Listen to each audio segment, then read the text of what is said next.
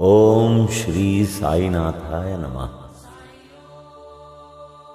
अध्याय 7वां। अब बाबा की अनुमति से और आशीर्वाद लेकर हम अध्याय 7वें का श्रवण करेंगे। श्री गणेशाय नमः। श्री सरस्वत्यै नमः। श्री गुरुभ्यो नमः। श्री कुलदेवताय नमः। श्री सीतारामचंद्राभ्यां नमः। श्री सद्गुरु साईनाथाय नमः। इसमें अद्भुत अवतार श्री साईं बाबा की प्रकृति, उनकी यौगिक क्रियाएं, उनकी सर्वव्यापकता, कुष्ठ रोगी की सेवा, खापरडे के पुत्र को प्लेग, पंढरपुर गमन, अद्भुत अवतार, इसके बारे में जानेंगे। श्री साईं बाबा समस्त यौगिक क्रियाओं में पारंगत थे। 6 प्रकार की क्रियाओं के तो वे पूर्ण ज्ञाता थे।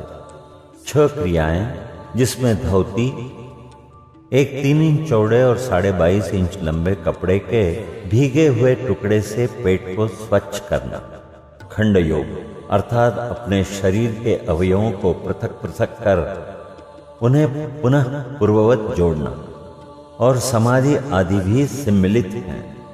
यदि कहा जाए कि वे हिंदू थे तो आकृति से वे यवन से प्रतीत होते थे। कोई भी ये निश्चय पूर्वक नहीं कह सकता था कि वे हिंदू थे या यवन। वे हिंदुओं का रामनवमी उत्सव यथाविधि मनाते थे और साथ ही मुसलमानों का चंदनोत्सव। वे उत्सव में दंगलों को प्रोत्साहन तथा विजेताओं को पर्याप्त पुरस्कार देते थे। गोकुल अष्टमी को वे गोपाल काला उत्सव भी बड़ी धूमधाम से मनाते थे। ईद के दिन वे मुसलमानों को मस्जिद में नमाज पढ़ने के लिए आमंत्रित किया करते थे। एक समय मुहर्रम के अवसर पर मुसलमानों ने मस्जिद में ताजिए बनाने तथा कुछ दिन वहां रखकर फिर जुलूस बनाकर गांव से निकालने का कार्यक्रम रचा। श्री साईं बाबा ने केवल 4 दिन ताजियों को वहां रखने दिया और फिर बिना किसी राग द्वेष के 5वें दिन वहां से हटवा दिया। यदि कहें कि वे यवन थे तो उनके कान हिंदुओं की रीति के अनुसार छिदे हुए थे, और यदि कहें कि वे हिंदू थे तो वे सुनता कराने के पक्ष में थे। नाना साहब चांदोरकर, जिन्होंने उनको बहुत समीप से देखा था, उन्होंने बतलाया कि उनकी सुन्नत नहीं हुई थी। साईं बाबा पत्रिका श्री बी.वी. देव द्वारा लिखित शीर्षक बाबा यवन के हिंदू, पृष्ठ 562 देखो। यदि कोई उन्हें हिंदू घोषित करें तो वे सदा मस्जिद में निवास करते थे, और यदि यवन कहें तो वे सदा वहां धुनी प्रज्वलित रखते थे तथा अन्य कर्म जो कि इस्लाम धर्म के विरुद्ध है, जैसे चक्की पीसना, शंख तथा घंटानाद, होम आदि कर्म कराना, अन्नदान और अर्घ्य द्वारा पूजन आदि सदैव वहां चलते रहते थे। यदि कोई कहे कि वे यवन थे तो कुलीन ब्राह्मण और अग्निहोत्री भी अपने नियमों का उल्लंघन कर सदा उनको साष्टांग नमस्कार किया करते थे। जो उनके स्वदेश का पता लगाने गए, उन्हें अपना प्रश्न ही विस्मृत हो गया और वे उनके दर्शन मात्र से ही मोहित हो गए। अस्तु इसका निर्णय कोई न कर सका कि यथार्थ में बाबा हिंदू थे या यवन।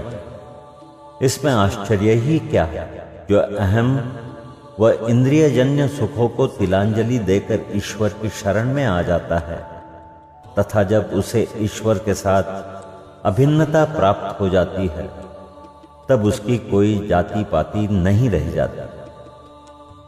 इसी कोटि में श्री साईं बाबा थे। वे जातियों और प्राणियों में किंचित मात्र भी भेदभाव नहीं रखते थे। फकीरों के साथ वे आमिष और मछली का सेवन भी कर लेते थे। कुत्ते भी उनके भोजन पात्र में मुंह डालकर स्वतंत्रता पूर्वक खाते थे, परंतु उन्होंने कभी कोई आपत्ति नहीं की। ऐसा अपूर्व और अद्भुत श्री साईं बाबा का अवतार था। गत जन्मों के शुभ संस्कारों के परिणाम स्वरूप मुझे भी उनके श्री चरणों के समीप बैठने और उनका सत्संग लाभ उठाने का सौभाग्य प्राप्त हुआ। मुझे जिस आनंद व सुख का अनुभव हुआ, उसका वर्णन मैं किस प्रकार कर सकता हूं। यथार्थ में बाबा अखंड सच्चिदानंद थे। उनकी महानता और अद्वितीयता का बखान कौन कर सकता है। जिसने उनके श्री चरण कमलों की शरण ली, उसे साक्षात्कार की प्राप्ति हुई। अनेक सन्यासी, साधक और अन्य मुमुक्ष जन भी श्री साईं बाबा के पास आया करते थे।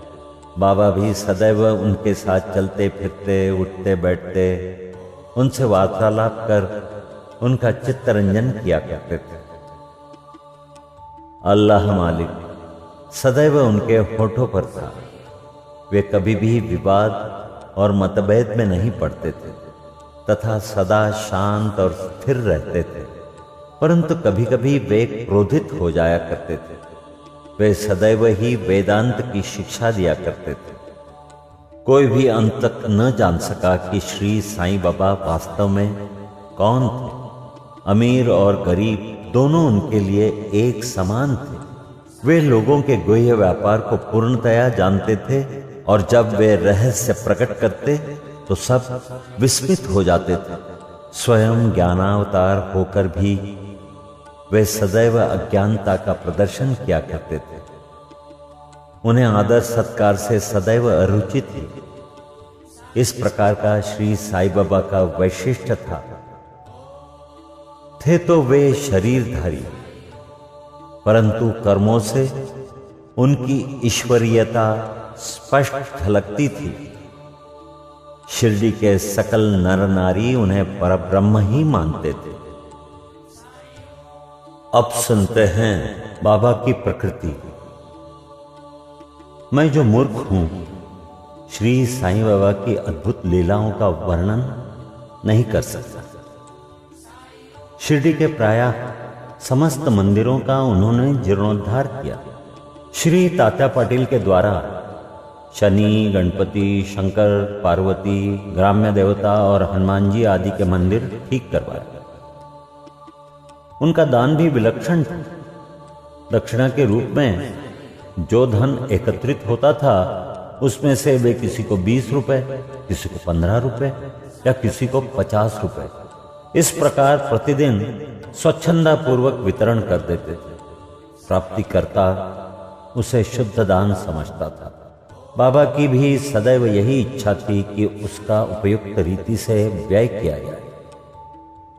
बाबा के दर्शन से भक्तों को अनेक प्रकार का लाभ पहुंचता था। अनेकों निष्कपट और स्वस्थ बन गए। दुष्टात्मा पुण्यात्मा में परिणित हो गए। अनेकों कुष्ठ रोग से मुक्त हो गए और अनेकों को मनोवांछित फल की प्राप्ति हो गई। पंगुओं की पंगुता नष्ट हो गई।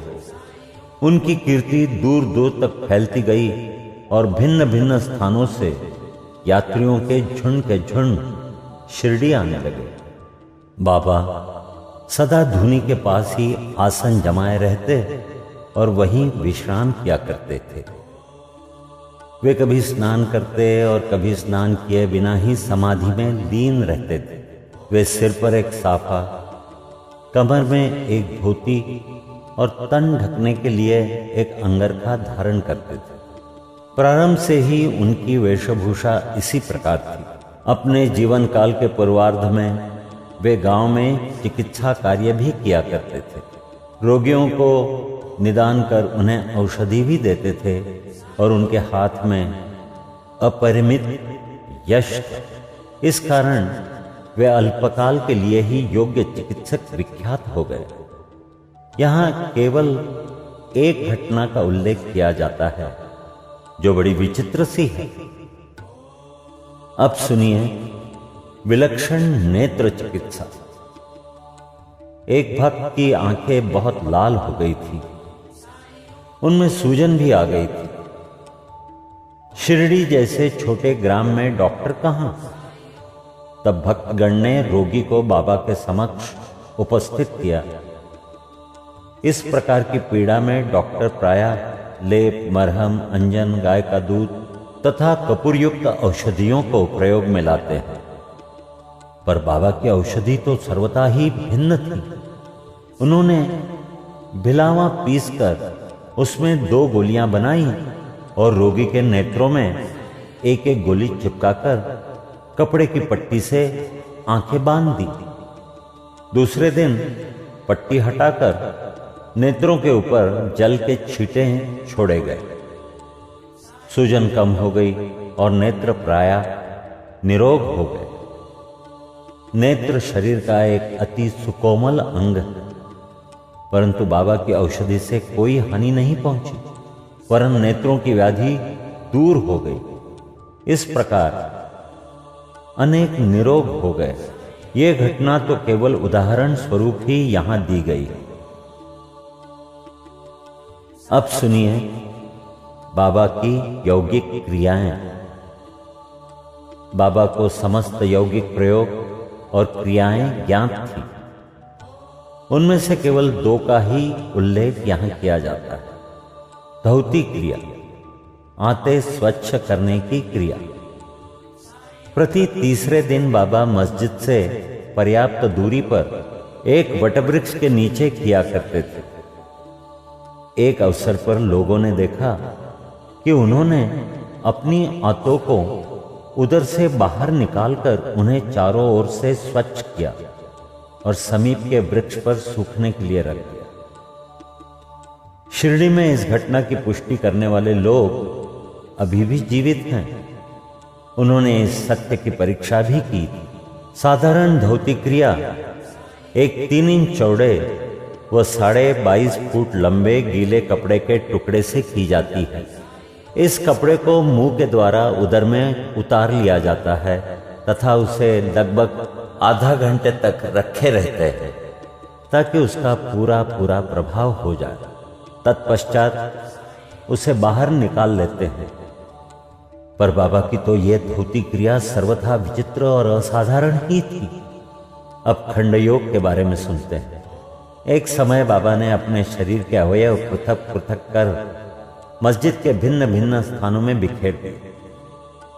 अकस्मात उसी दिन एक महाशय मस्जिद में पधारे और अंगों को इस प्रकार यहां वहां बिखरा देखकर बहुत ही भयभीत हुए। पहले उनकी इच्छा हुई कि लौटकर ग्राम अधिकारी के पास ये सूचना भिजवा देनी चाहिए कि किसी ने बाबा का खून कर उनके टुकड़े टुकड़े कर दिए हैं, परंतु सूचना देने वाला ही पहले पकड़ा जाता है। ये सोचकर वे मौन रहे। दूसरे दिन जब वे मस्जिद में गए तो बाबा को पूर्ववत हृष्ट पुष्ट और स्वस्थ देखकर उन्हें बड़ा विस्मय हुआ। उन्हें ऐसा लगा कि पिछले दिन जो दृश्य देखा था वो कहीं स्वप्न तो नहीं था। बाबा बाल्यकाल से ही यौगिक क्रियाएं किया करते थे और उन्हें जो अवस्था प्राप्त हो चुकी थी उसका सत्य ज्ञान किसी को भी नहीं था। चिकित्सा के नाम से उन्होंने कभी किसी से 1 पैसा भी स्वीकार नहीं किया। अपने उत्तम लोकप्रिय गुणों के कारण उनकी कीर्ति दूर दूर तक फैल गई। उन्होंने अनेक निर्धनों और रोगियों को स्वास्थ्य प्रदान किया। इस प्रसिद्ध डॉक्टरों के डॉक्टर ने, मसीहों के मसीहा ने कभी अपने स्वार्थ की चिंता न कर अनेक विघ्नों का सामना किया तथा स्वयं असहनीय वेदना और कष्ट सहन कर सदैव दूसरों की भलाई की और उन्हें विपत्तियों में सहायता पहुंचाई। वे सदा परम कल्याणार्थ चिंतित रहते थे। ऐसी ही एक घटना नीचे लिखी जाती है जो उनकी सर्वव्यापकता तथा महान दयालुता की द्योतक है। अब सुनिए बाबा की सर्वव्यापकता और दयालुता। सन 1910 में बाबा दीपावली के शुभ अवसर पर धूनी के समीप बैठे हुए अग्नि ताप रहे तथा साथ ही धूनी में लकड़ी डालते जा रहे थे। धुनी प्रचंडता से प्रज्वलित थी। कुछ समय पश्चात उन्होंने लकड़ियां डालने के बदले अपना हाथ धुनी में डाल दिया। हाथ बुरी तरह से झुलस गए। नौकर माधव तथा माधवराव देशपांडे ने बाबा को धुनी में हाथ डालते देखकर तुरंत दौड़कर उन्हें बलपूर्वक पीछे खींच लिया। माधवराव ने बाबा से कहा, देवा, आपने ऐसा क्यों किया? बाबा सावधान होकर कहने लगे, यहाँ से कुछ दूरी पर एक लोहारिन जब भट्टी धौंक रही थी, उसी समय उसके पति ने उसे बुलाया। कमर से बंधे हुए शिशु का ध्यान छोड़ वो शीघ्रता से वहां दौड़ कर गई। अभाग्यवश शिशु फिसलकर भट्टी में गिर पड़ा। मैंने तुरंत भट्टी में हाथ डालकर शिशु के प्राण बचा लिए। मुझे अपना हाथ जल जाने का कोई दुख नहीं, परंतु मुझे संतोष है कि एक मासूम शिशु के प्राण बच गए। अब सुनिए कुष्ठ रोगी की सेवा। माधवराव देशपांडे के द्वारा हाथ का जल जाने का समाचार पाकर श्री नाना साहेब चांदोरकर बंबई के सुप्रसिद्ध डॉक्टर श्री परमानंद के साथ दवाइयाँ, लेप, लिंड तथा पट्टियाँ आदि साथ लेकर शीघ्रता से शिरडी को आए। उन्होंने बाबा से डॉक्टर परमानंद को हाथ की जांच करने और जले हुए स्थान में दवा लगाने के लिए अनुमति मांगी। ये प्रार्थना अस्वीकृत हो गई।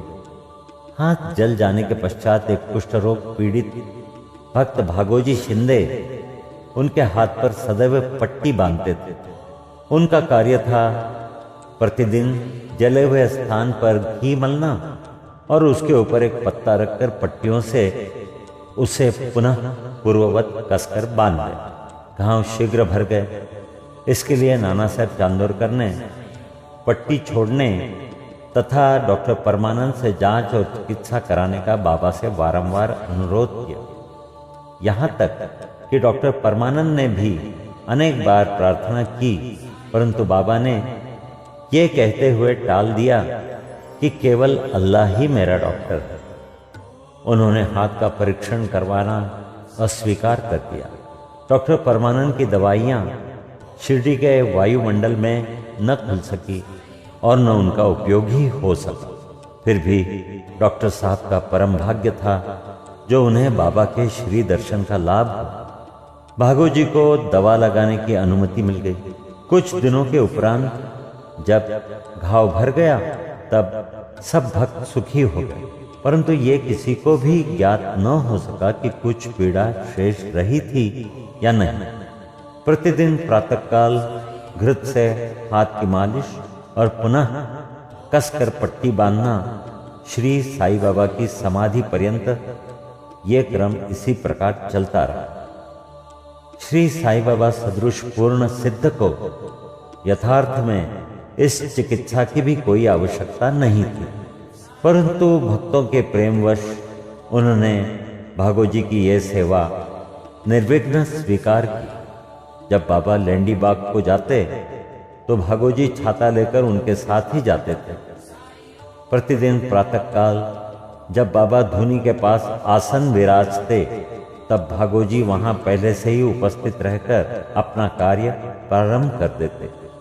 भागोजी ने पिछले जन्म में अनेक पाप कर्म किए थे, इस कारण वे कुष्ठ रोग से पीड़ित थे। उनकी उंगलियां गल चुकी थी और शरीर पीप आदि से भरा हुआ था, जिससे दुर्गंध भी आती थी। यद्यपि बाह्य दृष्टि से वे दुर्भागी प्रतीत होते थे, परंतु बाबा का प्रधान सेवक होने के नाते यथार्थ में वे भी अधिक भाग्यशाली तथा सुखी थे। उन्हें बाबा के सान्निध्य का पूर्ण लाभ प्राप्त हुआ। अब सुनिए बालक खापरडे को प्लेग हुआ तब की बात। अब मैं बाबा की एक दूसरी अद्भुत लीला का वर्णन करूंगा। श्रीमती खापरडे अमरावती के श्री दादा साहेब खापरडे की धर्मपत्नी अपने छोटे पुत्र के साथ कई दिनों से शिरडी में थी। पुत्र तीव्र ज्वर से पीड़ित था। पश्चात उसे प्लेग की गिल्टी यानी गांठ भी निकल आई। श्रीमती खापरडे भयभीत हो बहुत घबराने लगी और अमरावती लौट जाने का विचार करने लगी। संध्या समय जब बाबा वायु सेवन के लिए वाड़े, अब जो समाधि मंदिर कहा जाता है, के पास से जा रहे थे, तब उन्होंने उनसे लौटने की अनुमति मांगी तथा कंपित स्वर में कहने लगी कि मेरा पुत्र प्लेग से ग्रस्त हो गया है, अतः अब मैं घर लौटना चाहती हूँ। प्रेम पूर्वक उनका समाधान करते हुए बाबा ने कहा, आकाश में बहुत बादल छाए हुए हैं, उनके हटते ही आकाश पूर्ववत स्वच्छ हो जाएगा। ऐसा कहते हुए उन्होंने कमर तक अपनी कफनी ऊपर उठाई और वहां उपस्थित सभी लोगों को अंडों के बराबर 4 गिल्टियां दिखाकर कहा, देखो मुझे अपने भक्तों के लिए कितना कष्ट उठाना पड़ता है, उनके कष्ट मेरे हैं। यह विचित्र और असाधारण लीला देखकर लोगों को विश्वास हो गया कि संतों को अपने भक्तों के लिए किस प्रकार कष्ट सहन करने पड़ते हैं। संतों का हृदय मोम से भी नरम तथा मक्खन के जैसा कोमल होता है। वे अकारण ही भक्तों से प्रेम करते और उन्हें अपना निजी संबंधी समझते हैं। अब सुनिए पंढरपुर गमन और निवास। तो सुनो, बाबा अपने भक्तों से कितना प्रेम करते और किस प्रकार उनकी समस्त इच्छाओं तथा समाचारों को पहले से ही जान लेते थे।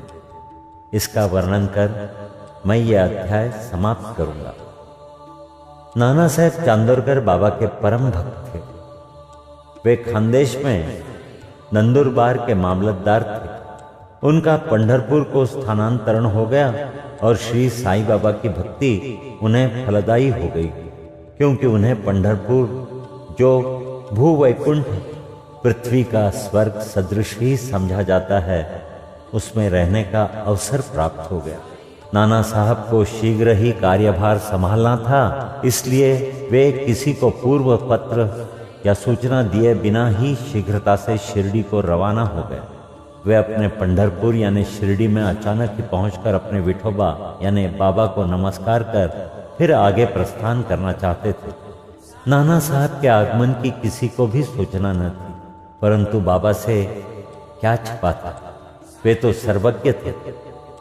जैसे ही नाना साहब नीम गांव पहुंचे, जो शिरडी से कुछ दूरी पर ही है, बाबा पास बैठे हुए मालसापति अप्पा शिंदे और काशीराम से वार्तालाप कर रहे थे। उसी समय मस्जिद में स्तब्धता छा गई और बाबा ने अचानक ही कहा, चलो चारों मिलकर भजन करें। पंढरपुर के द्वार खुले हुए हैं, ये भजन प्रेम पूर्वक गाए। पंढरपूरला जायाचे जायाचे, तिथेच मजला राहायाचे, तिथेच मजला राहायाचे, घर ते माझ्या रायांचे। सब मिलकर गाने लगे। इसका भावार्थ ये है, मुझे पंढरपुर जाकर वहीं रहना है, क्योंकि वो मेरे स्वामी ईश्वर का घर है। बाबा गाते जाते और भक्तगण उसे दोहराते जाते थे।